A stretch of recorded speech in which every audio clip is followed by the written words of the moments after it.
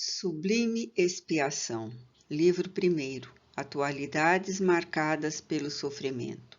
Capítulo 4, Lúcien e Miriam. Lúcien encontrava-se internado. O progresso da hanseníase obrigara-o a acamar-se para tratamento mais rigoroso. Uma das pústulas de mais longo curso que lhe infectava a falange do dedo mínimo do pé esquerdo produzira gangrena e tornara necessária a amputação, que tivera sendo adiada na expectativa de uma regressão do mal. Outras se mostravam também provocadoras da mesma providência cirúrgica, e o paciente rendia-se à compreensível melancolia. O que ele muito receava eram as incessantes amputações que terminariam por atingir os pés, impossibilitando-lhe a locomoção. O Dr. Madeira recomendara-lhe fazia tempo que não protelasse a cirurgia, sob pena de ter os próprios pés comprometidos, o que lhe obrigaria a amputá-los. O moço, porém, que se encontrava aparentemente bem, cooperando ativamente na colônia de recuperação psiquiátrica do sanatório, de modo a libertar outros companheiros de sofrimento das fobias e dos desequilíbrios provocados pela enfermidade, passou a experimentar recaída emocional lamentável. Sentia-se desanimado, como se houvera produzido nele o cansaço de viver, embora fosse otimista e diligente servidor. Ocorre que os males demorados quase sempre conseguem minar as resistências mais vigorosas, se estas não se renovarem na oração constante e no recolhimento salutar da meditação, fontes geradoras de esperanças superiores e de forças desconhecidas. Apesar de ser ainda outono, aqueles eram dias muito úmidos e frios, face à chegada inesperada de massa polar procedente do sul, acompanhada de ventos hibernais. Com a mudança da temperatura em queda brusca, Lúcien experimentava ainda maior mal-estar. Sem que o desejasse, era sacudido em seu abatimento pelas constantes lembranças dolorosas dos dias passados. Esquecia-se nesse comenos que evocar a dor é voltar a padecê-la. Reflexionar sobre a amargura produz amarguras novas, e repassar os momentos agônicos pelo pensamento leva às agonias ainda mais afligentes, adicionando novas tristezas às antigas decepções. Quando o homem entender e praticar as lições do otimismo nos momentos mais graves e entregar-se às mãos de Deus, que em quaisquer conjunturas sofrerá muito menos, porque se libertará do antigo hábito da autocompaixão e do egoísmo, para plainar acima das vicissitudes e das constrições malsinantes da autocomiseração, de resultados sempre molestos. Essa tarefa o Espiritismo conseguirá realizar a seu tempo, ajudando o pensamento humano à só valorização das coisas legítimas e boas, sem quaisquer conúbios com a insensatez e o comodismo, que engendram expressões de secundária significação e mórbidos desequilíbrios. Assim, vinculado ao pessimismo face ao próprio estado, não vigiava a mente o necessário para libertar-se dos antigos inimigos desencarnados que o assediavam, obstinados e insaciáveis, penetrando-o com estiletes de sombra e desencanto, para produzir-lhe dose maior de desespero, ponte hábil para a loucura ou o suicídio, nas suas feições diretas ou indiretas. Desse modo, vencido psiquicamente, mergulhado em deprimentes conjecturas que mais lhe aumentavam os sofrimentos íntimos, abriam-se ou reabriam-se novas ou antigas feridas do sentimento amargurado. Sem dúvida, fora-lhe muito dorida a experiência juvenil quando vitimado pela hanseníase. Os amigos se afastaram, os familiares abandonaram, Os sonhos se converteram em pesadelos e as aspirações murcharam na haste da esperança. No entanto, Jesus sempre lhe estivera próximo, estendendo as mãos generosas em socorro urgente. Não lhe faltaram o concurso, a inspiração, a assistência dos benfeitores espirituais a conduzi-los nos momentos mais graves. Dentre esses anjos do amor que o socorreram, lembrava-se destacada e incessante da nobre senhora Miriam Vasconcelos. Viúva, rendera à memória do esposo os melhores sentimentos, dedicando-se ao ministério da doutrina espírita e ofertando o tributo da sua vida aos infelizes. Soubera renunciar às frivolidades da convivência social para adentrar-se pelo matagal dos pesares humanos e abrir clareiras de consolo onde somente a urze do desespero e o charco da vergonha conseguiam viger. Sintonizada com as altas esferas da vida abundante, aplicava os recursos mediúnicos ao esclarecimento dos desencarnados e à iluminação dos encarnados, graças ao verbo fácil e florido de que se fazia instrumento.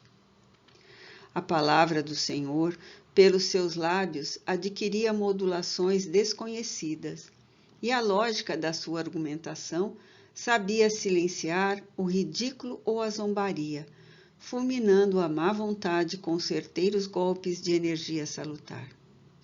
Por isso mesmo, granjeara na sua cidade natal, Safira, o respeito geral e a consideração que se doam aos que tornam elementos preciosos na constituição das comunidades nobres. O Espiritismo, graças aos seus valiosos esforços, adquirira a cidadania por meio dela, e o núcleo espírita tornara-se a Igreja da Consolação e do Esclarecimento, onde todos encontravam a água viva da luz e do bem. Lúcien fora discípulo das luminosas lições de Evangelho para crianças por meio da abnegada senhora Miriam. Ao seu lado, descobrira as belezas e as florações da Boa Nova, incorporando-as quanto possível ao dia a dia das horas infantis. Vivaz, inteligente, sonhador, encantava a mestra amiga que nele, por seu turno, descobrira o filho que o matrimônio não lhe concedera, entregando-lhe o cabedal de carinho que somente a maternidade, sublimada pela renúncia, sabe distender generosamente. Parecia conhecê-lo desde sempre e muitas vezes se perguntava se não seria Lúcien o anjo dos seus sonhos de mãe frustrada, que não merecera a alegria de acalentar no próprio regaço a carne de sua carne. Conhecedora das leis de causa e efeito, concluía que a justiça se fazia disciplinante e adiava para o futuro o que no presente não lhe facultava possuir.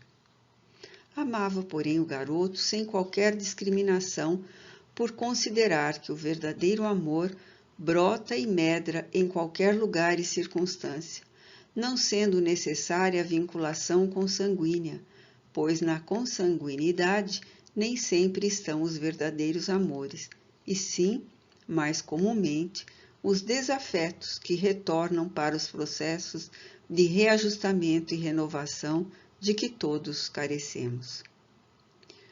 Com esse devotamento fraternal, regava as esperanças do mocinho com mãos de fada benfazer. Seguira-o na sua carreira fulminante de pianista, orando, sabendo que o passado nele se manifestava em forma de presente, com juízo perfeito das imensas responsabilidades e das grandes lutas que certamente um dia lhe chegariam. Espírito em lapidação, qual somos quase todos nós, os que nos encontramos nos círculos das reencarnações provacionais e expiatórias.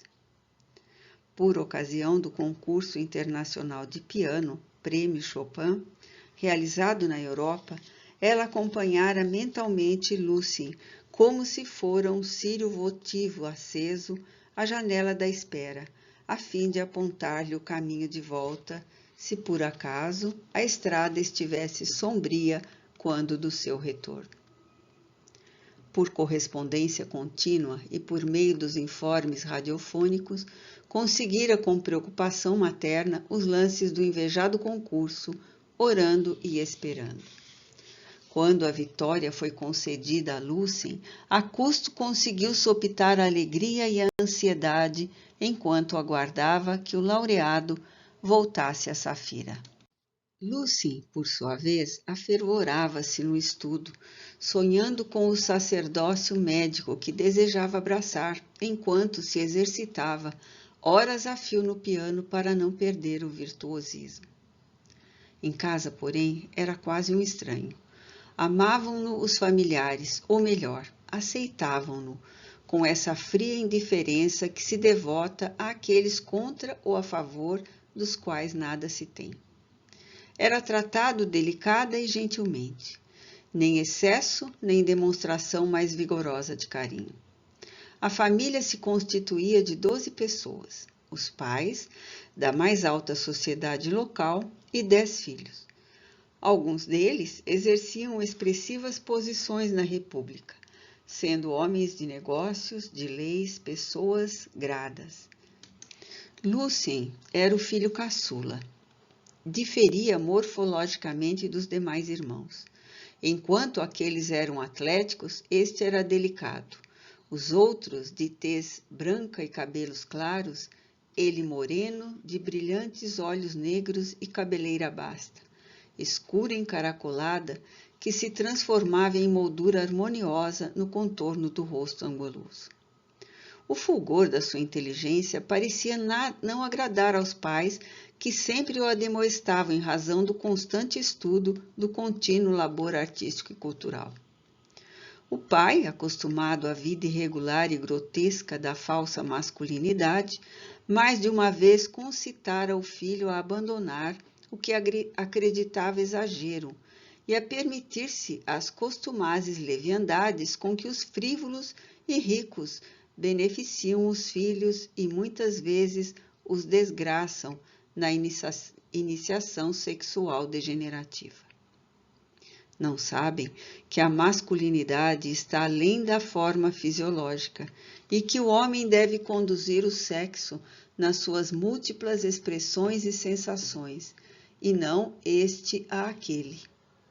O jovem, porém, amadurecido, talvez mais do que o genitor, sorria e continuava o seu mistério, tranquilizando a insensata preocupação paterna. Quando lhe surgiram os primeiros sintomas da enfermidade, dormência nos dedos, ligeiras inflamações nas articulações, despigmentação da face em tom róseo muito claro, todos em casa supunham tratar-se de problema de pequeno porte. Consultados vários facultativos, os diagnósticos foram tranquilizadores. Miriam, no entanto, sofria desconhecida angústia. À medida que a sintomatologia não definia o caso ou não se pôde, por qualquer razão, diagnosticar o mal de Hansen, animou-o, assistindo-o moralmente com a frequência possível ao seu alcance. O duro golpe a todos surpreendeu quando da diagnose cruel, enunciada com precipitação na estância balneária em que se encontravam em busca de melhores resultados. Todos voltaram a Safira como se houvessem sido vítimas por impiedoso couce animal que os esfacelasse íntima e exteriormente. Miriam, todavia, imperturbável, apesar do sofrimento, continuara como se nada houvesse acontecido. Dona Angelina, porém, a genitora do jovem, não podia esconder o asco que o filho lhe causava, e de imediato, em chegando ao lar, isolou-o em cômodo afastado no quintal, onde se atiravam os móveis velhos. O quarto de guardados, como vulgarmente se chamam tais acomodações. O filho era um guardado a mais, desagradável e asqueroso. Lucien foi levado ao setor de saúde pública, encarregado da lepra, e teve permissão para permanecer em casa por algum tempo, enquanto se lhe aplicavam os primeiros medicamentos. A interferência paterna também tomou providências de modo a evitar-se um escândalo mediante o qual o nome da família pudesse ficar manchado. Sim, havia aflição em casa, mas não pelo paciente, e sim por causa da enfermidade que o vitimava. Não por piedade pelo sofredor, antes pela vaidade ferida.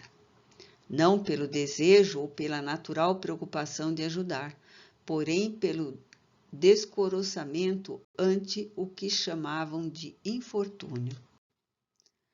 Louco a humanidade, mesmo Jesus sofrendo inenarráveis padecimentos, não aprende nem mesmo sob o jugo da cruz que coloca espontaneamente sobre o corpo e a alma nos avatares reencarnacionistas. Dia virá, porém, dia chegará em que todos despertarão para a luz, alforreando-se definitivamente dos ergástulos da treva e livrando-se da espada de Damócles, sempre erguida sobre a cabeça de cada um e prestes a deferir o golpe fatal. O jovem, não preparado para essa realidade que lhe era superior às forças, mergulhou em silencioso desespero, passando a desequilíbrio psíquico compreensível. Na memória repetia-lhe como um líbelo a frase impiedosa do dermatologista: "Esse rapaz tem lepra." A palavra lepra, essa malsinante sentença de destruição, não lhe saía do cérebro. Escutava-a sem cessar. Hebetando-se pouco a pouco, fez-se necessário interná-lo em casa de saúde especializada. Miriam ofereceu-se a assisti-lo no corredor sombrio da loucura. Internou-se também a pretexto de fazer um longo repouso de que se dizia necessitada. E a expensas próprias ofereceu ao jovem o carinho da esperança e a luz da compreensão, chamando-o a sair do estreito caminho em que se deixava emparedar.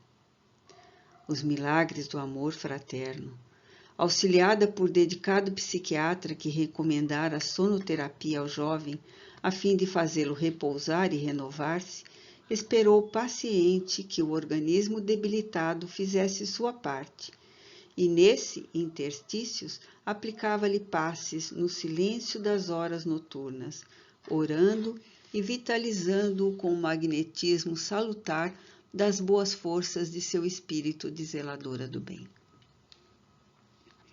Após o primeiro período sonoterápico, Lucien despertou com melhor aparência, menos alquebrado moralmente, e Miriam acudiu com as palavras consoladoras do Evangelho, lembrando-lhe que ninguém tem o direito de recusar a própria cruz. Certamente fora ele quem solicitara o resgate doloroso, quando ainda no mundo espiritual, a fim de mais rapidamente ascender na direção da paz. A palavra balsâmica, constante e persuasiva, acabou por levantar-lhe o ânimo e prepará-lo para as provações que a partir de então adviriam inevitáveis. 2 meses depois, Lucien recebeu alta e com ela a benfeitora dedicada. Nunca esperes amigos neste mundo, dissera-lhe a amiga fiel. Os amigos na terra estão quase sempre interessados na mesma farta da ilusão e no palco dos sonhos. Quase nunca conseguem compreender, infelizmente, o significado verdadeiro da amizade. Anestesiados pelo engano, jornadeiam entorpecidos nos centros elevados do sentimento puro. Não têm culpa. São infantes nas experiências superiores da vida. Encontrarás, todavia, alguns espíritos amigos que valerão mais que qualquer multidão. Ser-te-ão claridade na noite sem estrela e presença discreta na soledade mais fria. Falarão a linguagem da bondade silenciosa e saberão apagar-se, discretos, a fim de que fulgures, não obstante, o envoltório de pesados crepes que te ocultem. Valerão o tesouro da alegria pura e serão os mensageiros de Deus. Aparecerão aqui ou ali, em casa ou fora dela. Virão sim, pois são os representantes do Pai nos ínvios caminhos da terra.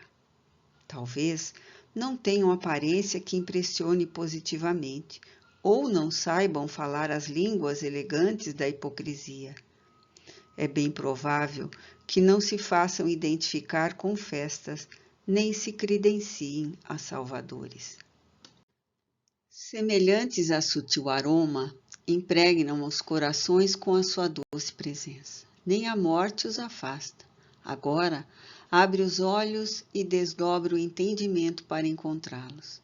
Fica atento a fim de que não passem pela porta da tua alma e sigam adiante sem que os recebas e os honres. Recordando, Lúcia revivia. Tinha os olhos túmidos de lágrimas que escorriam lentas, lenificadoras. Sim, acudiu-lhe a mente. Miriam era o biótipo perfeito do amigo, conforme ela própria o definira. Agora, ele caminhava pela selva escura. Podia valorizar melhor a benfeitora, que, aliás, sempre reconhecera como anjo tutelar do seu caminho. Enquanto era colorido o céu das suas aspirações, no tempo em que os sorrisos infantis lampejavam no seu coração, podia permitir-se passar menos atento pelas amizades nobres. Agora, porém, o tempo lhe parecia breve e as horas muito preciosas para serem desperdiçadas. Sentia, porém, necessidade imperiosa de recordar todo o caminho que percorrera até a chegada ali. Vinham-lhe ao pensamento os lances contínuos que o passado sepultara, mas que não conseguira aniquilar.